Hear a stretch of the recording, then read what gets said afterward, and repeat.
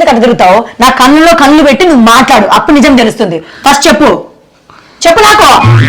చెప్పేది కాదు, నన్ను అనుమానిస్తాను నువ్వు. మళ్ళా మాటికి నన్ను అనుమానిస్తాను, నిన్నే అనుమానిస్తానా? ఇది ఎవరిది కాదే, కంపెనీ ఫర్మ్ నేమ్ అది, ఫర్మ్ అకౌంట్ నెంబర్ అది. ఫర్మ్ అకౌంట్ నెంబర్ ఆడో పేరు మీద ఉంటుందా? ఆడం పెట్టిందా, వాళ్ళ వైఫ్ పేరు మీద పెట్టుకున్నాడు వాడు చాలా ఇన్కమ్ ట్యాక్స్ ప్రాబ్లమ్స్ ఉన్నాయని చెప్పి వాళ్ళ వైఫ్ పేరు మీద మొత్తం అంతా రిజిస్ట్రేషన్ చేసినాడు. ఆ పేరు నీకు రిఫ్లెక్ట్ అయితే అంటది, లేడీ పేరు వస్తుందా? లేకపోతే లేడీ పేరు కాదు, తెలీదా నాకు ఎవరా?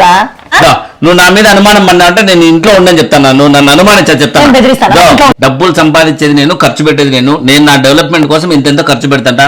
నువ్వు నన్ను నాకు క్వశ్చన్ చేసేదానికి లేదు చెప్తానా, బాగుండదు. ఇంకోసారి నన్ను ఇట్లా నిలదీసినావు అంటే చెప్తాను, బాగుండదు. తప్పు చేసిన ఎవరు ఆన్సర్ లేడు, అందుకే తప్పుడు కూతురు పూసుకుంటూ పోతున్నాడు.